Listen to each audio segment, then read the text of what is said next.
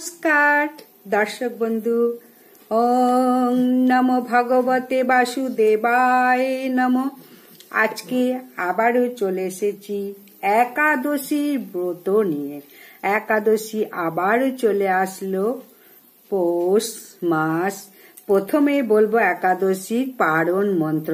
ভগবানের কাছে আগের দিনের যে সংকল্প মন্ত্র প্রতিজ্ঞা করা হয় ভগবানের কাছে, আমি আগামী দিন একাদশী করব, তাই হে ঈশ্বর, হে ভগবান, আমি তোমাকে জানাচ্ছি। এর আগেও বলেছি, আবারও বলবো, একাদশ নিরাহার। যারা নির্জলা থাকতে পারবে তারা উচ্চারণ করবে নিরাহার।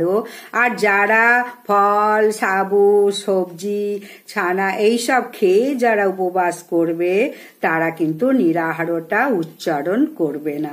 বারবার এটা বলে দিচ্ছে, একাদশ ব্রত না নেব কেশব প্রসূদ সুমুখ নাথ জ্ঞান দৃষ্টি প্রদ ভব। যারা নির্জলা করবে তারা একাদশ ব্রতে না নেব ক্লেশব প্রসিদ সুমুখ নাথ জ্ঞান দৃষ্টি প্রদ ভব। এইটা হচ্ছে যারা সবকিছু নিয়ে করবে। যারা নির্জলা করবে তারা একাদশ নিরাহার ব্রতে না নেব কেশব প্রসিদ সুমুখ নাথ জ্ঞান দৃষ্টি প্রদ ভব। একাদশীর পারণ মন্ত্র। অজ্ঞানেন ত্রিমিনার নন্ধেস্য কেশব প্রসিদ সুমুখ নাথ জ্ঞান দৃষ্টি প্রদ ভব। একাদশীর পারণ মন্ত্র। অজ্ঞানে ত্রিমিনান্ধস্য ব্রতে না নেব কেশব প্রসিদ সুমুখ নাথ জ্ঞান দৃষ্টি প্রদ ভব। একাদশীর আগের দিনকে অবশ্যই নিরামিষ খাবে, একাদশীর পরের দিনকেও অবশ্যই নিরামিষ খাবে। একাদশীর আগের দিনকে দাঁত ব্রাশ করে নেবে 11টা সাড়ে 11টার পরে। ব্রাশটা শুদ্ধ ব্রাশ হলে ভালো হয়। আমিষকে যে ব্রাশটা দিয়ে করছো ব্রাশ রোজ প্রতিদিন, সেটা নয়। একাদশীর আগের দিন, একাদশীর দিন এবং পরের দিন ভুলেও কিন্তু পেস্ট ব্যবহার করবে না। পেস্টে কিন্তু লবণ দেওয়া থাকে, তাহলে কিন্তু মহা পাপ লাগবে। তাই একাদশীর দিন কি খাবে? সবজি রান্না করে খাবে, আলু, কাঁচকলা, পেঁপে, মিষ্টি কুমড়ো, বাদাম তেল, সাদা তেল বা সন্দক লবণ। কোনো মুখরোচক খাবার নয়। কারুর দেখে হাজার রকম পদ রান্না করে খাবে না। সাবু খাবে, গরুর দুধ হলে ভালো, দই খাবে, কিন্তু এর বাইরে কোনো কিছু খাবে না। বিষ্ণু ধর্মগ্রন্থ, পদ্ম পুরাণ ও নারদীয় পুরাণে এই সমস্ত কিন্তু লেখা আছে। সেটা কি বলবো? ব্রাহ্মণ হত্যাকারী, সুরাপানকারী ও গুরু পত্নী গমন, এদের প্রায়শ্চিত্তের তা আছে। তাই একাদশীর দিন যদি কেউ এই শস্য দানা আহার করে থাকে, তার কোনো প্রায়শ্চিত্ত করার রাস্তা নেই। ব্রাহ্মণ হত্যাকারী, সুরাপান করা, গুরু পত্নী গমন, এদের কিন্তু আছে, এরা প্রায়শ্চিত্ত করতে পারবে। আর যারা একাদশীর দিন অন্ন আহার করবে তাদের কিন্তু প্রায়শ্চিত্ত করার কোনো বিধি বিধান একদম নেই। তাই সেই কথাটা মাথায় রেখে ভিডিওটা দেখে এইভাবে একাদশী পালন করো। বাংলার 25শে পৌষ, ইংরাজির 10ই জানুয়ারি পুত্রদা একাদশী। পরের দিন পারণ হচ্ছে। এবার পারণটা একটু তাড়াতাড়ি হচ্ছে, তাই প্রত্যেকের পক্ষে সুবিধা আবার অসুবিধাই আছে। যাই হোক, তাড়াতাড়ি পারণটা ঠিক টাইমে করে নিও। 4:30 থেকে 7:42 মধ্যে পারণটা করে নেবে। এরপর আর পারণ কিন্তু হবে না। মাতা বিষ্ণুপ্রিয়া দেবীর নিয়মে আর কিন্তু পারণ হবে না।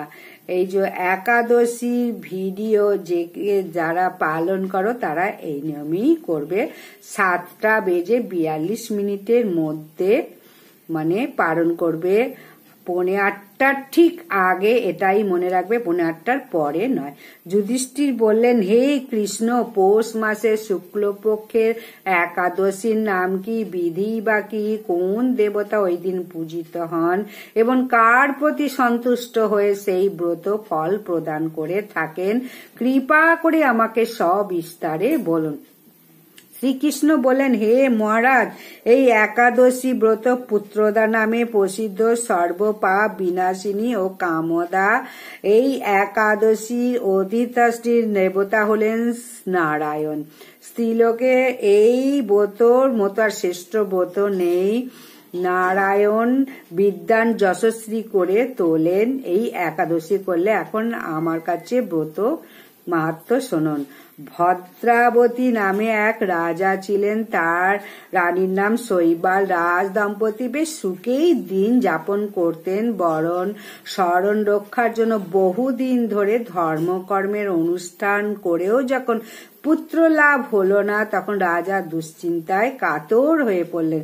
তাই সে সকল ঐশ্বর্যবান হয়েও পুত্রহীন রাজার কোনো মনে সুখ ছিল না। তিনি ভাবতেন, পুত্রহীনের জন্ম বৃথা।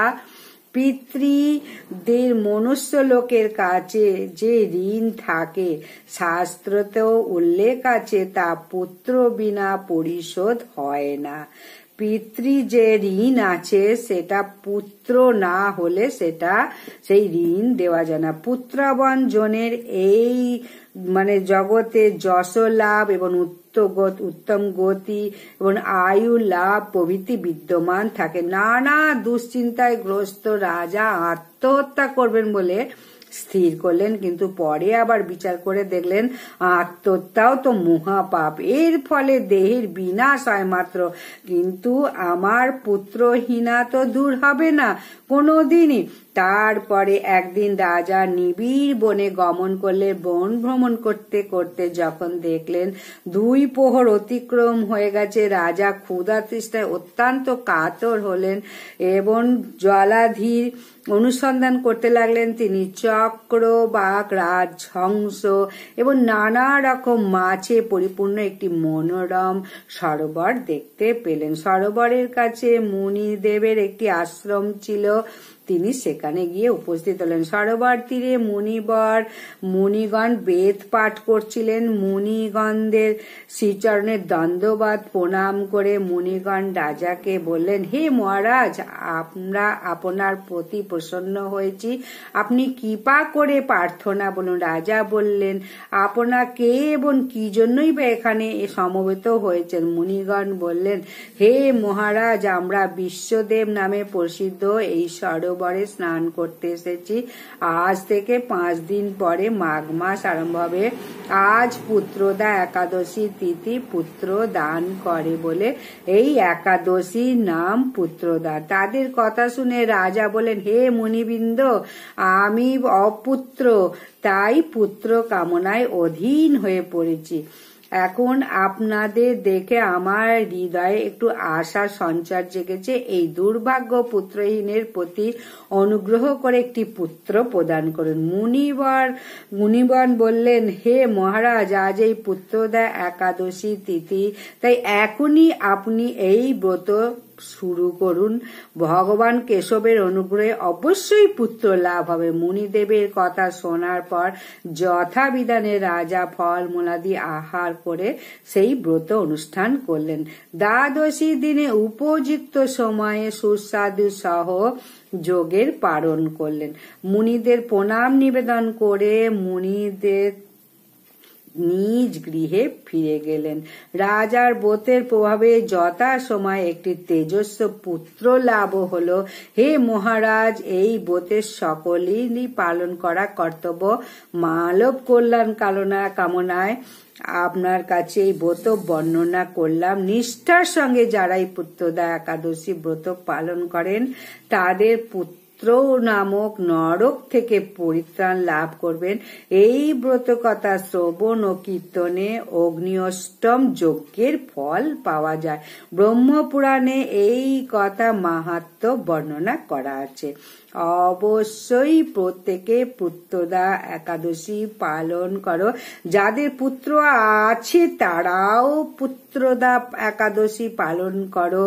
পুত্রের কল্যাণের জন্য থাক বা না থাক প্রত্যেকেই একাদশী পালন করো। আর যাদের পুত্র হয়নি তারাও অবশ্যই পুত্র পাওয়ার যে ফল এই একাদশীর মাধ্যমেই লাভ করবে। তাই এই পুত্রদা একাদশী প্রত্যেকে করো।